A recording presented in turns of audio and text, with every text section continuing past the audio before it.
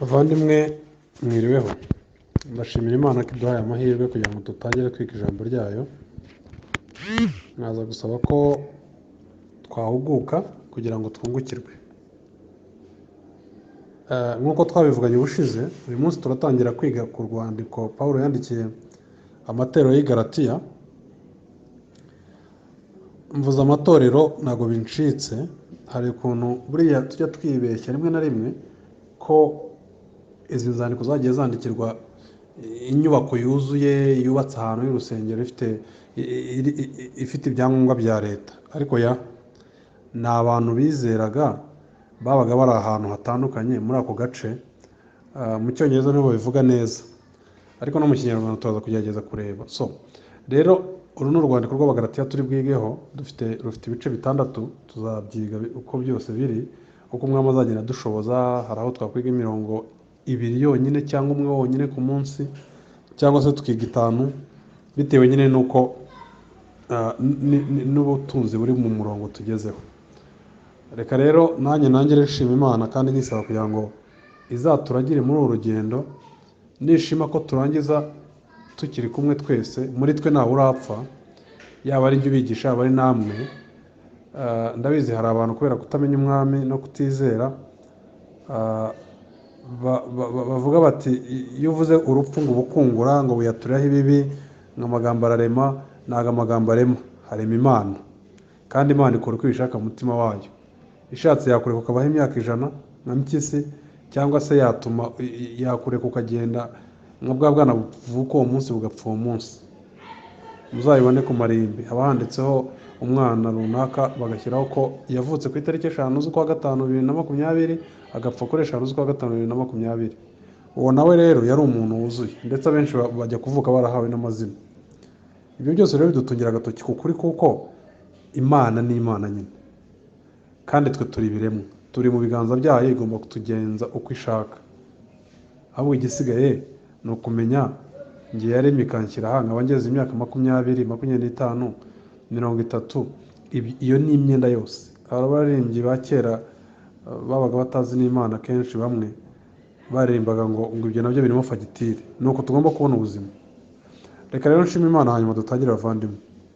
Mwami Imana, ndagukunda kuko wabanje kunkunda Mwami Data, ndetse urukundo ngukunda sinarwita urukundo, kuko Mwami ni ubuvungukira,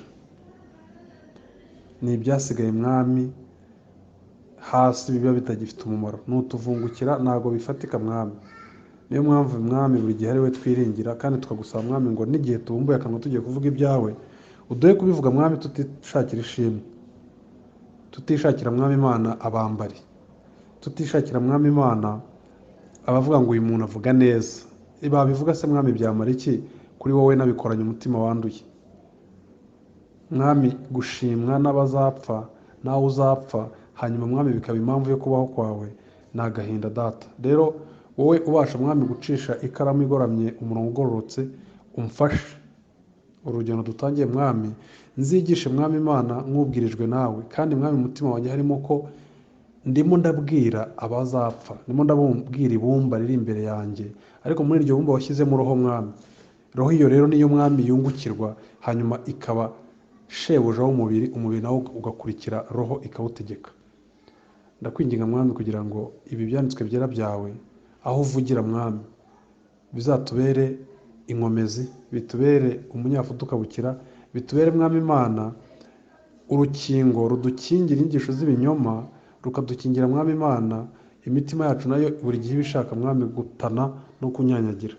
Reka buri muntu wese uraha Mwami, waba uraha atarizeye, uzajye umuhugura Mwami. Uzaduhe ko buri ntambwe dutera yose Mwami tuvugamo ubutumwa bwiza bwa Yesu Kristo, aribwo bwonyine bushobora gukiza umuntu, bukamukura mu mwijima bukamushyira mu mucyo, bukamuhindura umucyo yari umwijima Mwami Imana, bukamuvana mu nyeshyamba ku Mana, bukamuzana mu muryango Mwami, akaba umuragwa Mwami, bikamuha ibiruta ibyo twahombeye muri Adamu.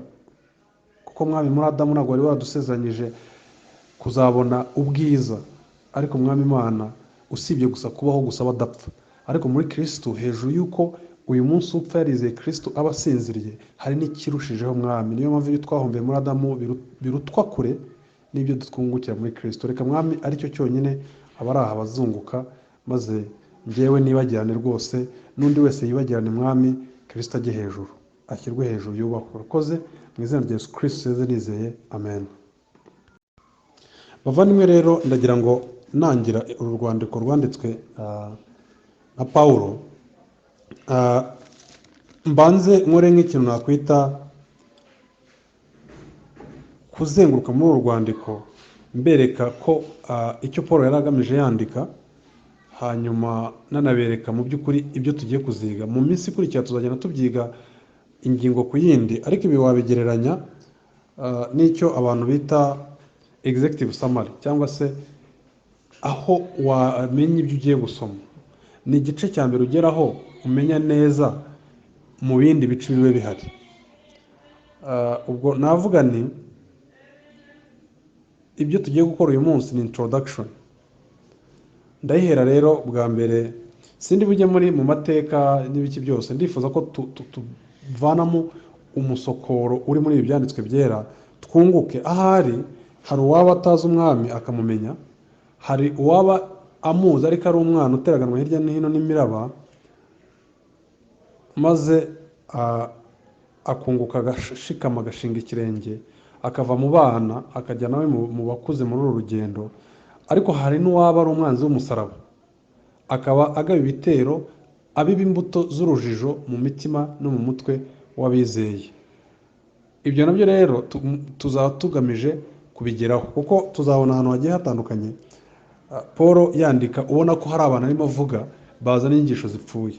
Bavandimwe, uru rwandiko ruri rumwe mu bihamya ko Paul nyine yandikaga buri gihe asubiza ibibazo byabaga biri mu matorero. Reka wenda nsobanureho icyo ndimo kuvuga. Kimwe n'inzandiko zose Paul yagiye yandika, aba afite ikibazo arimo arwana nacyo, murabyumva. Wenda ibyo tuzagenda tubireba, yaba mu Bakolosayi, yaba mbese afite ukuntu agenda atanga, twabyita imbuzi, akavuga ati mwirinda mumenye ababaje. Urwandiko rero rw'Abagalatiya rwanditswe na Pawulo, reka mbere aho ngaho, rufite ibice 6.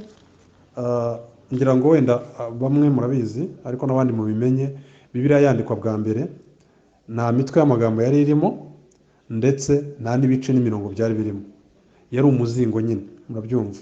Ni ukuvuga ngo ntabwo hari Abagalatiya 5 umurongo wa mbere cyangwa wa 2, oya, byari bihurutuye ari urwandiko gusa, nk'uko nyine utekereza ibarwa isanzwe yandikwa umuntu ayandikiye uwundi. Bavandimwe rero, iyi mirongo n'ibi bice bitazatuma twibeshya rimwe, ubwo hari igihe usanga barakasemo igice ugasanga gihera hagati. Reka mbaho urugero. Nka Bibiliya yavuga nko muri iki gitabo, igice cya 4 gitangira kivuga ngo ariko ndavuga yuko, murabyumva. Urumva rero ntabwo umuntu avuga ariko adafite ayandi magambo yabanje. Nk'aha rero imirongo n'ibi bice biba byarashyizwemo bagerageza korohereza umusomyi, murabyumva, kuko izi nyuguti 3, 1, 4 nta kivuze, ku buryo itarimo utabona message iri muri iki gitabo. Mwumva icyo ndimo kuvuga. Abashyizemo imirongo n'ibice n'imitwe y'amagambo ntago bongeye ku byanditswe byera, oya, ahubwo bagira ngo borohereze uza gusoma kubasha kwa identifyinga, hano niho hari ibi, hano niho hari ibi ngibi. Mbese ni nk'ibimenyetso bimurangira ko ahariho handitse ibi, ahariho handitse ibi ngibi. Icyo ngira ngo muracyumva. Ni nk'uko umuntu yaba afite inka akagenda azambika amaherena. Ya maherena ntago afite ikintu yongera ku nka, ntago ayongerera ibiro, ntago ayongerera kuba ari ikimasa cyangwa ari inyana, nta kintu bihinduka, nyine iguma ari inka. Niba ibara ryayo ari umukara, iba ari umukara nyine. Ariko iherena riyifasha kumenya iyi ni iyi nka, iyi ni iriya, iyi ni iriya. Ngibyo rero ibice icyo byagiriyemo. Urwandiko rero rw'Abagalatiya rwanditswe na Pawulo, arwandika ari kumwe na bene data. Wenda turabibona mu gice cya mbere umurongo wa mbere, avuga ngo Pawulo, intumwa itari iy'abantu kandi itatumwe n'umuntu, ahubwo watumwe na Yesu Kristo n'Imana Data wa twese yamuzuye. Jye na bene data turi kumwe bose turabandikiye mwebwe abo mu matorero y'i Galatiya. Nanone murabibona byanditswe na Pawulo, ariko hari abantu ari kumwe nabo yandika. Paul rero wa mutima wo guca bugufi akavuga ko we na bene data ku murongo wa 2 w'igice cya mbere bandikiye abo mu matorero y'i Galatiya. Nibyo navuga kare, ibi si itorero ryubatse ahantu ngo rifite aderese na postcode, oya, ahubwo ni abantu bizeraga bari bari ahatandukanye ariko muri ako gace kitwa Galatiya. Icyo kindi ndagira ngo mucyumve. Nituza kugera ikindi cya kabiri kiduhamiriza ko ari Pawulo, ni uko mu Batesalonike ba kabiri igice cya 3, reka mbasomere mwumve. Paul atanga ikimenyetso kiranga uko yandika. Abatesalonike ba kabiri igice cya 3 umurongo wa 16.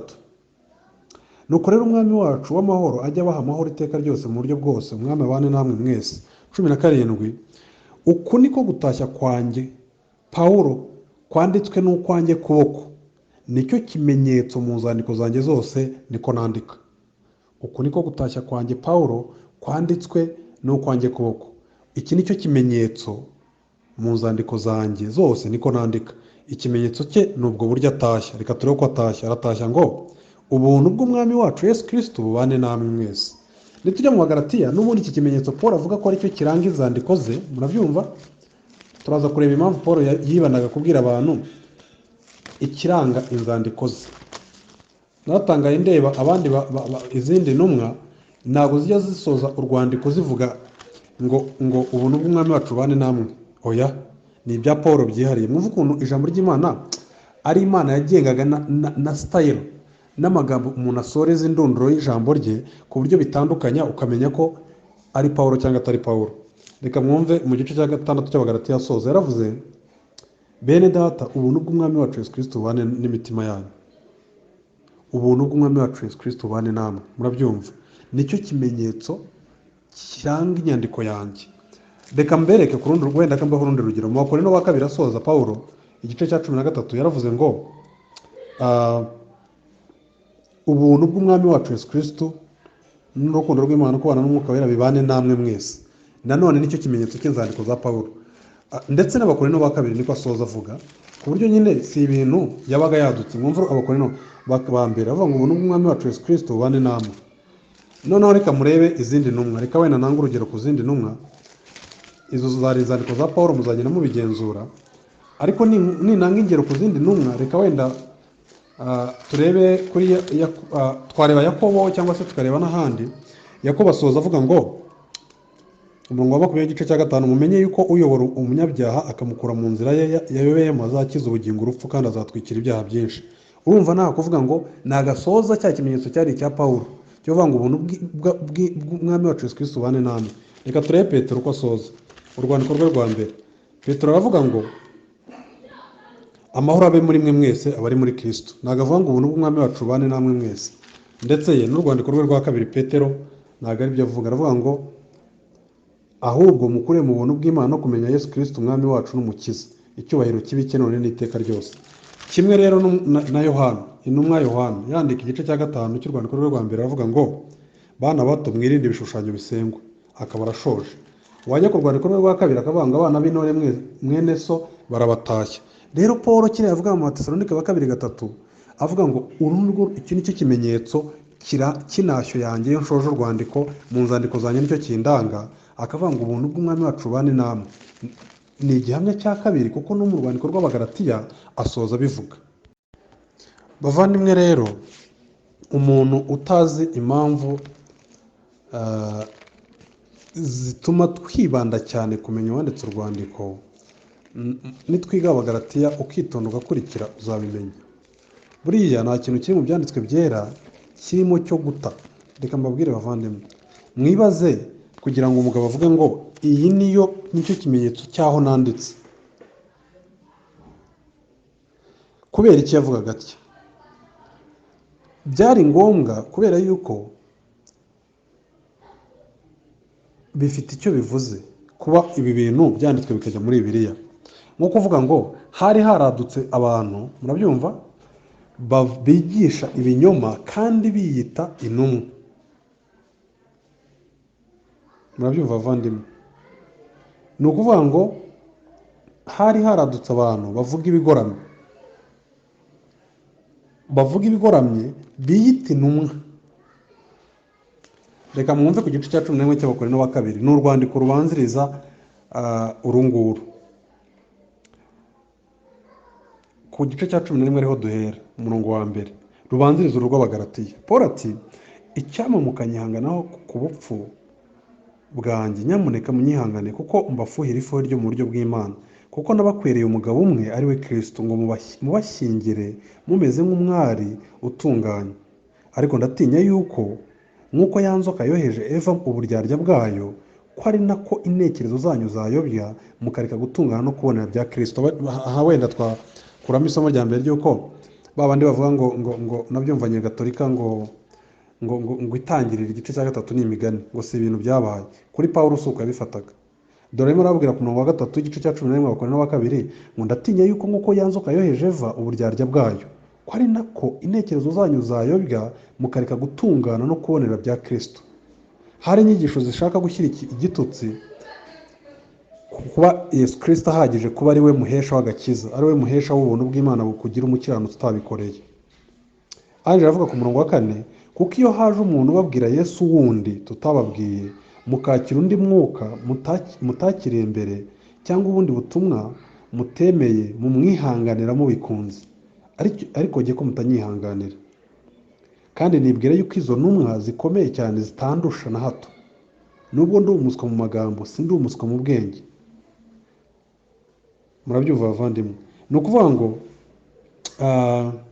Pawulo arimo aravuga ngo hari inyigisho zizanwa na Satani akabigereranya n'ibyo ya nzoka yoheje Eva muri Edeni ajya gukora icyaha, murabizi, kugira ngo tube twese turwara, tubabara, bidusaba kubira icyuya kugira ngo tubeho, icyerezo tukabira icyo cyuya kuzageza igihe dusubire mu gitaka. Ni ukuvuga iki, tuba dushaka ko ubuzima bumera neza, kandi Imana yashyize hagati yo gusubira muri paradizo, kubaho bwa buzima bwa utopiya, hagati yacu nabwo Imana yashyizemo umumarayika ufite inkota kubera icyaha cyo Eva yakoraga. Icyo gihe rero yashutswe n'inzoka, ni Satani wari waje mu ishusho y'inzoka nyine. Noneho rero Pawulo ati: mfite impungenge, mutekereze bavandimwe, kubwira itorero ry'abantu bitwa abera n'abaziranenge, mufite impungenge ko namwe mwarayobejwe mukayibwa na ya nzoka. Nuvuga ngo Satani ahora ari mu kazi. Mu Batesalonike Paul avuga ngo nagambiriye kuza kera muri mwe kubasura ngo umenye uko mumeze, mbabwira ubutumwa bwiza mwebwe itorero ry'i Tesalonike, ngo ariko Satani arabimbuza. Mutekereze Satani umanuka akajya muri details zo kubuza umuntu gusura abera n'itorero ngo ajye kubigisha ukuri, ngo ukuntu ari serious ku bintu byo kuyobya. Paul rero navuga ngo iki kintu cyo kuvuga ngo tumenye ko uru rwandiko rero warwanditse, nuko abizi neza ko muri aho hazengurutse abanyabinyoma benshi kandi biyitirira ko ari intumwa z'ukuri. Murabyumva? Ubwo rero akashaka kwerekana ko abantu bakwiye kuba maso. Abavuga ko abo ari intumwa za Satani. Reka mwumve ku gice cya 12. Mbese abo si Abaheburayo? Nanjye nuko. Si Abisirayeli? Nanjye nuko. Si urubyaro rwa Aburahamu? Nanjye nuko. Igice cya 11 cy'Abakorinto wa kabiri ku murongo wa 22. Si abakozi ba Kristo bagabura ibye? Noneho ndavuga nk'umusazi. Mbarusha mu mihati, mbarusha gushyirwa mu mazu y'imbohe, mbarusha cyane gukubitwa birenze urugero, kenshi nari mu kaga k'urupfu. Ibihe 5 Abayuda bankubise inkoni 39, ibihe 3 nakubiswe inga, igihe kimwe natewe amabuye, ibihe 3 inkuge zaramenetse. Arimo arashaka kwerekana ko we ari intumwa nyakuri, ko bariya birata iby'umubiri ndetse abyujuje, barabigisha ibinyoma bashaka kuyobya abizera, bababwira iki? Ko ukwiye gusubira ku byo Mose yigishije, gukebwa, kumvira amategeko, amasabato, gutanga ibitambo, niba ushaka kubona agakiza ku Mana. Paul rero ararwana buri gihe. Niyo mpamvu tuzatubona ahantu asa n'umuntu urimo urwana no kumvisha abantu ko ari intumwa. Bavandimwe, ndagira ngo mucyumve, turaza kureba icyo kuba anaposo bivuze, ariko ndagira ngo mwumve impamvu y'ibi bintu. Paul arabizi neza ko abantu baramutse bavuze ko, murabyumva, bagaragaje ko atari intumwa, ibyo yigishije byose murabyumva byahita bitakaza agaciro. Niyo mpamvu muri iki gice muzagenda mubona arwana n'icyo kintu. Mwumve bwa mbere ku gice cya mbere umurongo wa mbere, Pawulo intumwa itari y'abantu kandi itatumwe n'umuntu, ahubwo yatumwe na Yesu Kristo n'Imana Data wa twese. Mwumve kugira ngo umuntu yirwa ajya kuvuga ngo mutajya ngo ndi intumwa gusa, ahubwo ndi n'intumwa itatumwa n'abantu, murabyumva, ahubwo y'Imana nyine. Arangije aravuga ku murongo wa 6 avuga ngo ndatangazwa nuko mwimuye vuba mutyo mukarekwa bahamagariye guhabwa ubuntu bwa Kristo mukajya ku bundi butumwa. Urumva ikibazo gihari Paul agiye kurwana nacyo, aratangazwa, ararwana no kubasobanura ubutumwa bwiza icyo ari cyo, n'ukuntu nyine ababigisha ibindi ari ibinyoma, ariko akabashinza ko bakoze ikosa ryo kwimura vuba bakarekwa bahamagaye. Nuvuga ngo kureka ubutumwa bwiza, umurongo wa 6 avuga ko bihwanye no kureka Imana ubwayo. Ngo ndatangazwa nuko mwimuye vuba mutyo mukareka uwabahamagaye. Urabibona, a person uwabahamagaye. Rero bavandimwe, ibi bifite byinshi bizatwigisha. Tuzabona ko umuntu ufite ubutumwa bwiza bwa Yesu Kristo nona ejo ashobora kuba atabufite.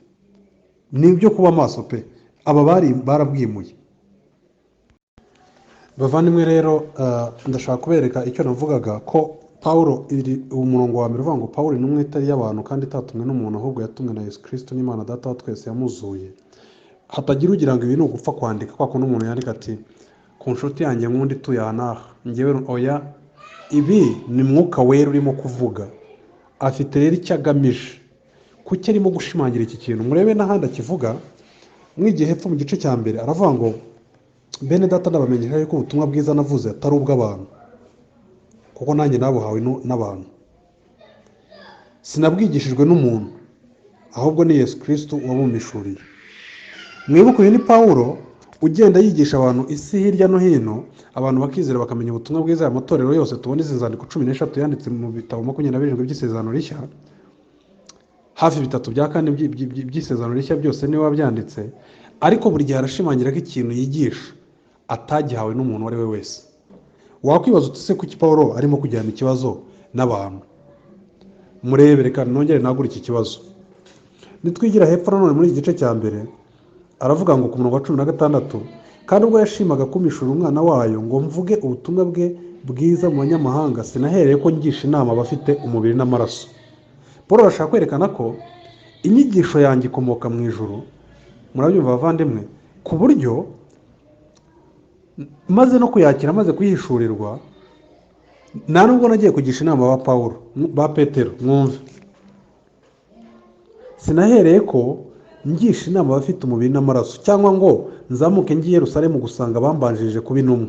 Mwabyumvisha bavandimwe, kugira mbese n'intumwa na ba Petero na ba Yohana, maze kumenya ukuri, maze kuguhishurirwa n'umwami, sinagiye ngo njye kubagisha inama, ahubwo nagiye muri Arabiya, kandi mvuyeyo subira i Damasiko. Nuko imyaka 3 ishize ndazamuka ngiye Yerusalemu gusura Kefa.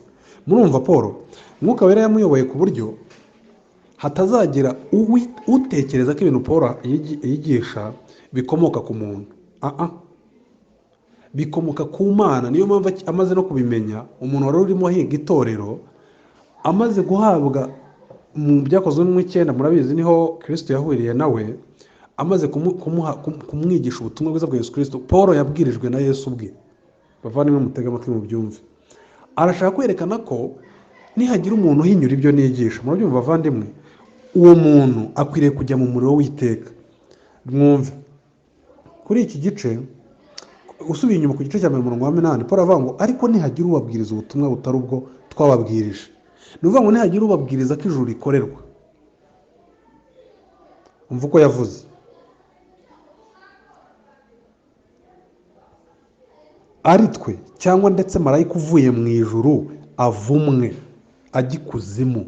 Paul arimo aravuga ngo ibi bintu nigishije ejo n'ejo bundi ndamutse nsaza nkasara wenda mu mutwe, nkatangira kubihinyura, ikibazo ntabwo azaba ari byo, kuko byo bikomoka ku Mana.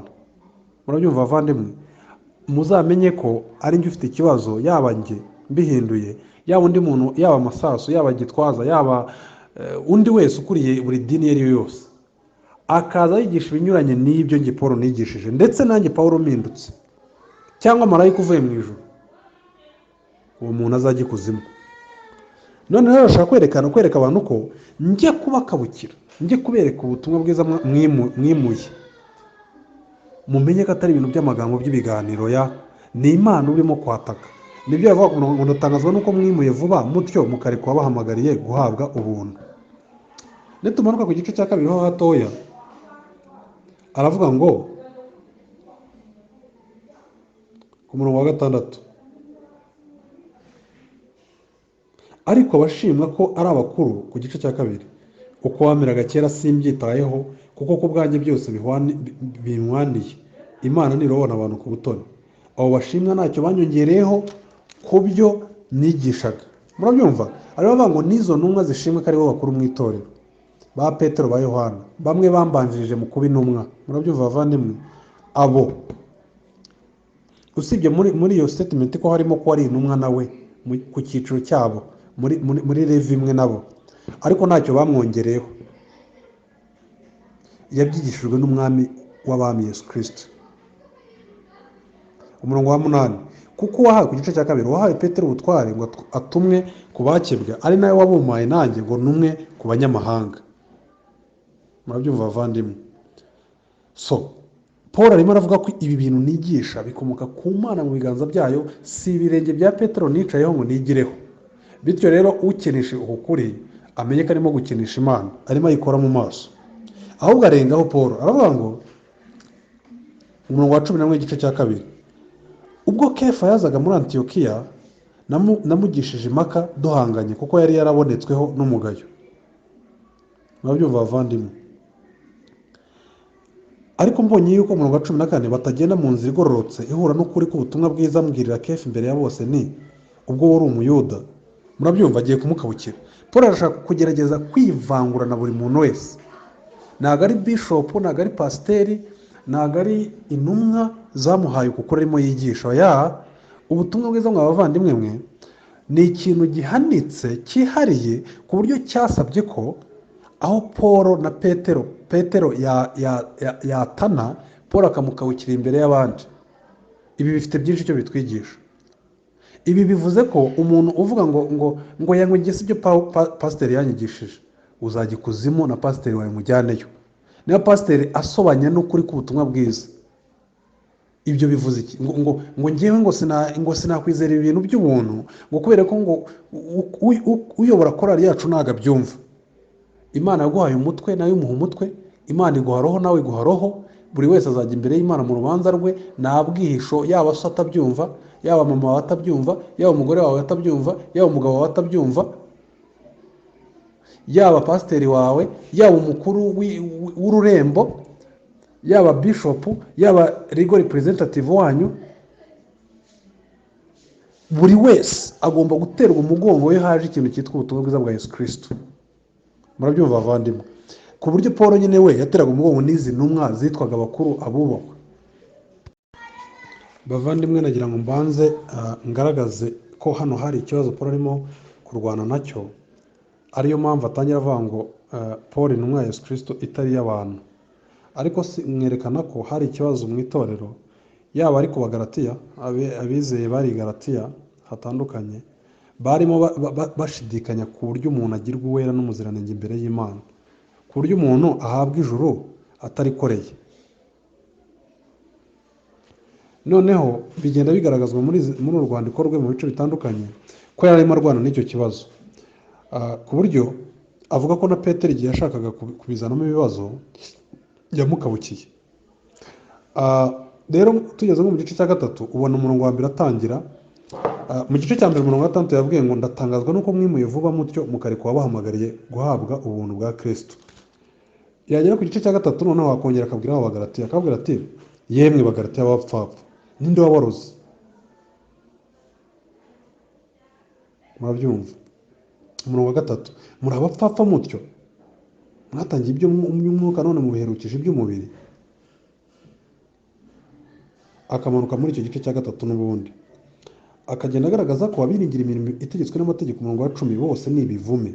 Arashaka kubacutsa ababwira ati izo nyigisho barimo babashyiramo ntacyo zimara, kuko uwihaye kuzicamo ararimbuka. Ati ndatangazwa n'ukuntu nabigisha ukuri mukakumenya, ariko mukaba uyu munsi mwaraguteye umugongo. agakomeza rero asobanura impamvu bidashoboka ko umuntu yakizwa n'amategeko. Wenda tugiye noneho mu gice cya gatatu n'icya kane n'ibyo barimo abereka, tuzagenda tubireba muri detaye neza tubyitondeye. Ageze ku murongo wa 16 w'igice cya kane aravuga ngo mbese mpinduje umwanzi wanyu nuko mbabwira ukuri.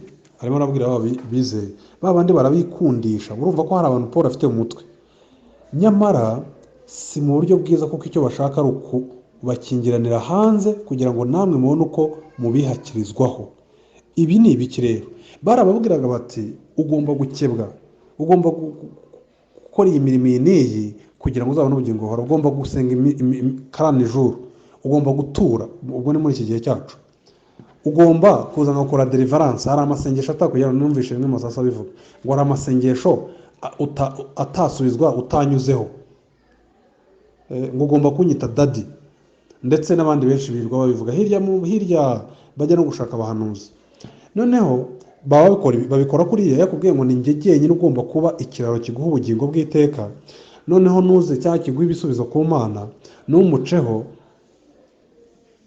ntabwo ubona za nyungu yakubwiye. Ni ukuvuga icyo arimo avuga Paul, arimo avuga ngo bashaka kubikundishwaho kugira ngo babone uko babahaka mubihakirizweho. 17 icyakora byaba byiza ko mwakundwa. Noneho umurongo wa 19 w'icyo gice n'ubundi avuga ko bamuteye agahinda kubera iyo myumvire bagenda bagira, aho kugira ngo bakurikire ukuri. Arabaza ku murongo wa 21, abashaka gutwarwa n'amategeko nimumbwire, nimurasobanukirwa n'amategeko. Ni nko kubabwira ngo umuntu abashuka ate mukajya gushakira iby'Imana no kwizera n'iki ku mirimo yanyu. Ageze ku murongo ku gice cya 5 avuga ijambo rikomeye, aravuga ngo dore ngiye Pawulo ndababwira ku murongo wa 2, nimukebwa Kristo atazagira icyo abamarira. Nimujya kumvira ya mategeko na ya mihango, nimujya kuvuga ngo kumvira isabato nibyo bizakujyana mu ijoro, gukebwa se, gutanga amaturo se, gukora ibi na biriya, Kristo ntacyo azakumarira. Niwe wenyine cyangwa se niwe wenyine. Ku murongo wa 7 w'igice cya 5, mbese ko mwagendaga neza ninde wababujije kumvira ukuri? Uko koshywa ni kwavuye kuri yo ibahamagara. Murabyumva bavandimwe? Anje avuga ageze amanutse ku murongo wa 12 w'igice cya 5 aravuga ngo icyama abahagarika imitima bakikona rwose. Babandi birirwa bigisha ngo gukebwa ku mubiri, murabyumva bavandimwe, kugira ibyo wuzuza by'imihango by'idini byakugira akamaro kugira ngo ujye mu ijuru. Aba bahagarika imitima, kuko ubundi mwari muri mu mahoro mu buntu bw'Imana, mwareze mwarababariwe ibyaha byanyu. Anje aravuga ati icyama uwo wibwira ko ibijyanye no gukebwa ari byo byamugira urumaro, ibijyanye no kumvira aya mategeko ya Mose no kushabika intoki no ku masabato n'ibiki byose byamugirira umumaro mu gutuma Imana imwemera, yiba yarekaga kwikeba gusa ahubwo akikona. Nibyo Paul avuga ku murongo wa 15. Hari abajya bavuga Paul ngo yaratukanaga, ntabwo ari byo. Mwibagiwe se Kristo avuga ngo babwire Herode ngo iyo ngunzu? Mwibagiwe Kristo afata ikinyafu agakubita abantu mu itorero? Icyo nshaka kuvuga ni iki, nuko amagambo Imana yatanze ikaba ari ikoresha yigisha ubutumwa bwiza bwa Yesu Kristo. Ntabwo wowe ari wowe uje gukora revision, ntabwo ari wowe uje gukosora amakosa ngo wediting. Ntabwo uri umunyampuhwe, ntabwo uri umunyabwenge, ntabwo uri umunyagipfu, ntabwo ufite ikinyabupfura kiruta icy'Imana ifite. So nyine bavandimwe, icyo nshaka kuvuga ni iki, nuko uru rwandiko ruragaragara ko hari icyo Paul yarwanaga nacyo.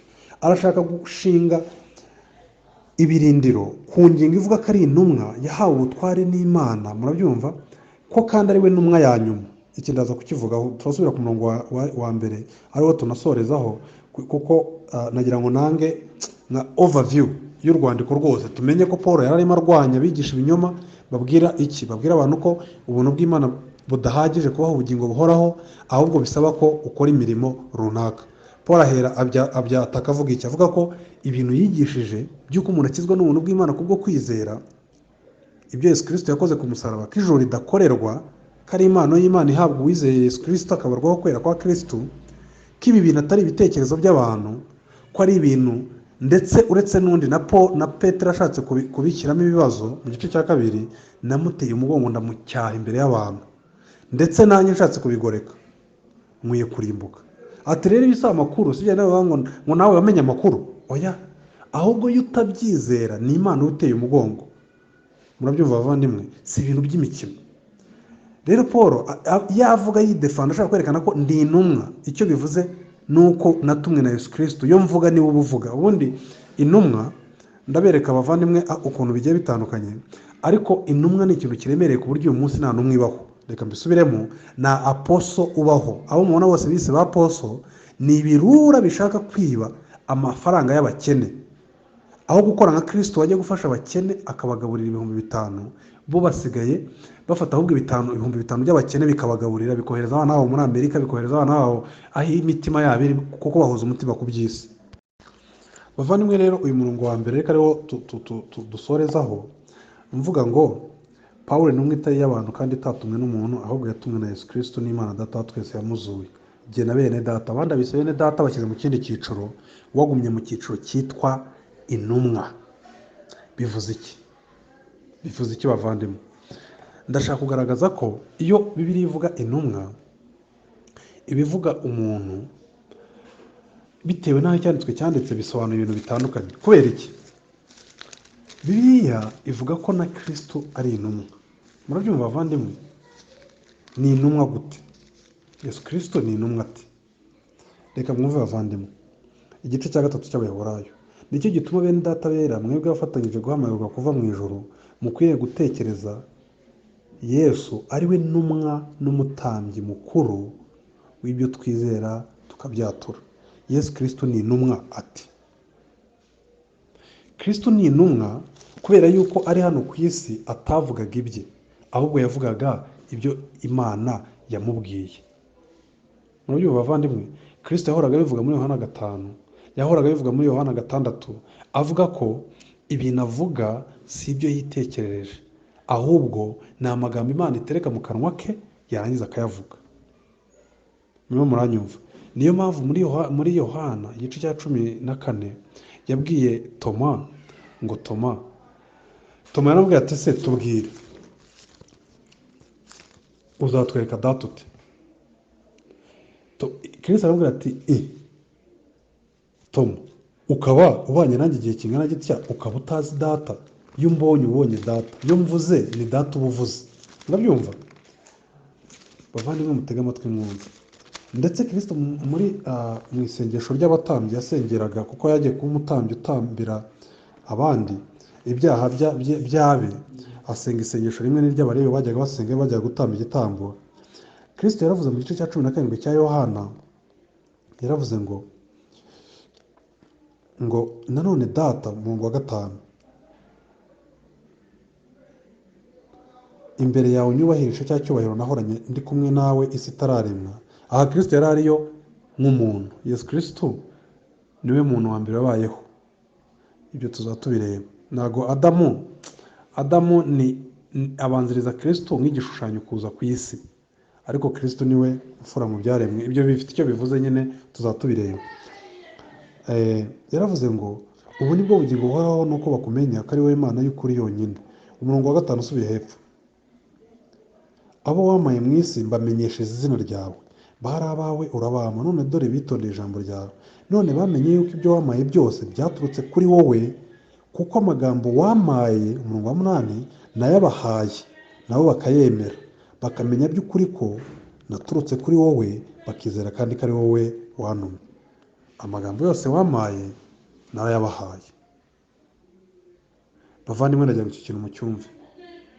Kristo arimo aravuga ngo amagambo yose navuze, murabyumva, nayavanaga mu kanwa k'Imana, naranga yabahereza. Ngaho aho Bibiliya rero yitira Kristo intumwa mu Baheburayo igice cya 3. Ni ukuvuga iki rero? Ubundi apostle cyangwa apostolos ni nka ambasada.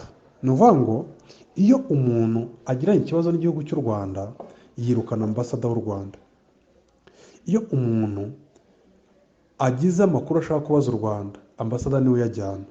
Iyo Bibiliya ivuga apostle, ibivuga abantu ijambo ryose bavugaga ryanditswe mu byanditswe byera. ryabaga riva mu kanwa ka Kristo. Murabyumva bavandimwe?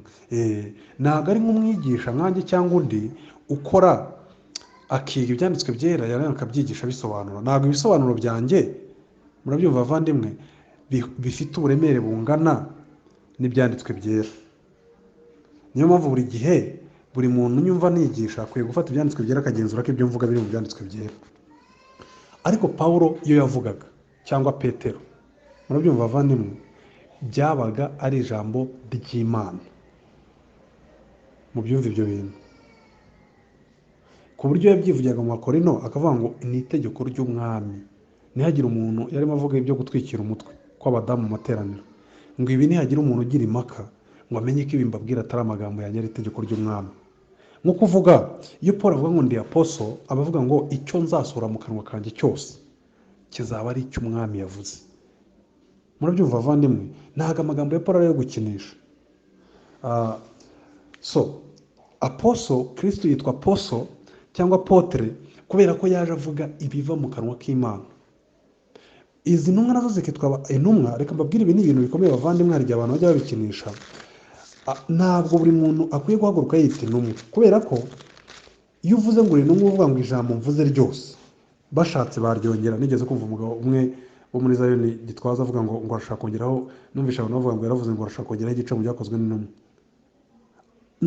Nabitinyuka ibyo n'abazamukurikira ari nawe bazajya ikuzimu. Reka mbereke impamvu. Igihe Yuda yapfaga amaze kwiyahura, amaze kugambanira umwami, intumwa zagiye hamwe. Muri iyo minsi Petero igice cya 13 umurongo wa 15 n'igice cya mbere, hagati ya bene data umubare w'abantu bari bahateranye bari nk'ijana aravuga ati, bagabo bene data, ibyanditswe byari bikwiriye gusohora iby'umwuka wera yahanuriye mu kanwa ka Dawidi kuri Yuda. Murabyumva? Iby'umwuka wera yahanuriye mu kanwa ka Dawidi kuri Yuda, ari we wayoboye abafashe Yesu, ko yari yarabazwe muri twe agahabwa umugabane w'uyu murimo. Kuba intumwa bivuze ko hari umugabane w'uyu murimo wabaga warahawe, ku buryo ubwo Yuda yamaraga gupfa, murabyumva bavandimwe, bimenyekana mu batuye Yerusalemu bose. Nicyo cyatumye iyo sambu mu rurimi rwabo bayita Karudama, ndetse byanditswe mu gitabo cya Zaburi ngo iwe hasigara ubusa kandi he kugira undi uhaba, kandi ngo ubusonga bwe bugabane undi. Nuko bari ibisonga intumwa. Muri abo batwageneraga baratora, basenga umwami arabafasha, bafata uwitwa Matiyasi. Umurongo wa 26, Matiyasi nuko abaranwa n'intumwa 11. Murabyumva bavandimwe? Ntabwo barebye ngo dufite umurimo munini reka dutore intumwa nyinshi.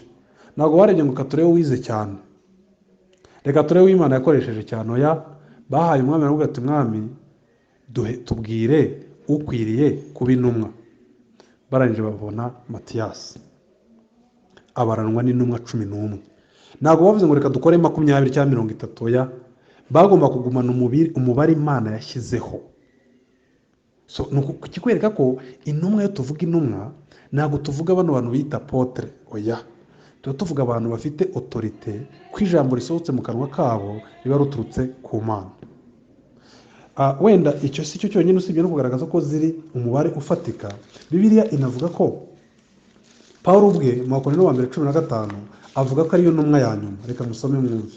Aravuga ngo nyine Pawulo niwe Imana yashyizeho imutora nk'intumwa igiye guhagarara abanyamahanga.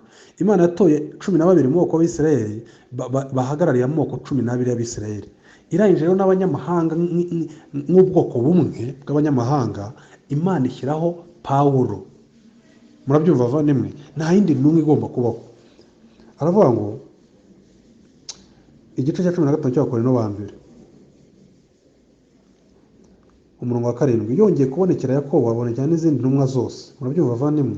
Kandi nyuma ya bose nanjye arambonekera ndi ku mwana w'icyenda, kuko noroheje hanyuma y'izindi ntumwa zose, ndetse n'ibimwiriye ko nitwa intumwa, kuko narenganyaga itorero ry'Imana. Ariko ubuntu bw'Imana nibwo bwatumye mba uko ndi, nibwo bwatumye mba intumwa nyuma ya bose. Murabyumva bavandimwe? Kugira ngo ube intumwa wagomba kuzuza ibintu bitatu. Icya mbere, wagomba kuba warabonye Yesu Kristo amaso ku maso. Paul mu byakozwe mu gice cya 9 yaramubonye amaso ku maso. Gitwaza, Masasu, Minyoni n'abandi benshi bita amatitere, nta n'umwe wigeze ubona Yesu amaso ku maso ku mubiri.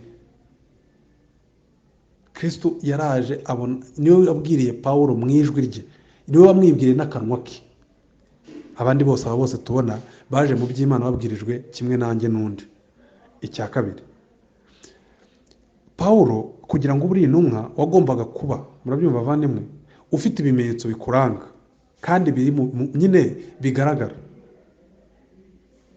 Murabizi Pawulo inzoka imurya, abandi barategereza ngo araza gukinduka, ajyana anaga mu muriro. Ahubwo ibyo byose byari bihamya by'uko ari intumwa. Ariko ikindi, wagombaga kuba warabwirijwe na Kristo, waramwiboneye amaso ku maso, ari waguhaye message atari undi muntu wakwigishije.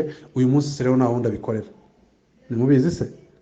Yatubwiye ndetse abantu nka Theophile, abantu nka Timoteyo, abantu ba Clement, Bibiliya ivuga benshi batandukanye, ba Foyibe, nta n'umwe Imana yigeze igira intumwa.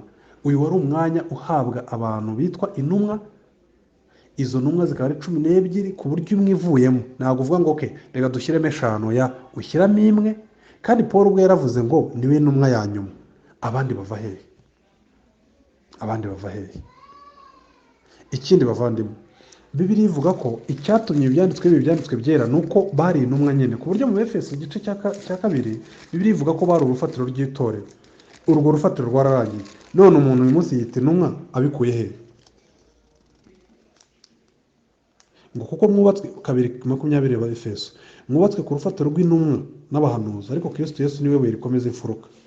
Urufatiro intumwa n'abahanuzi. Ubwo Imana yarangizaga kwandika Bibiliya, intumwa zose zimaze kuva mu isi, byari birangiye. Ngiyo mpamvu rero Paul arimo kurwana no kumvisha abantu uwo ari we, kugira ngo bumve uburemere bw'ibyo yigisha. Bavandimwe rero, wagira ikibazo yakibaza cyangwa se inyunganizi, murakoze cyane.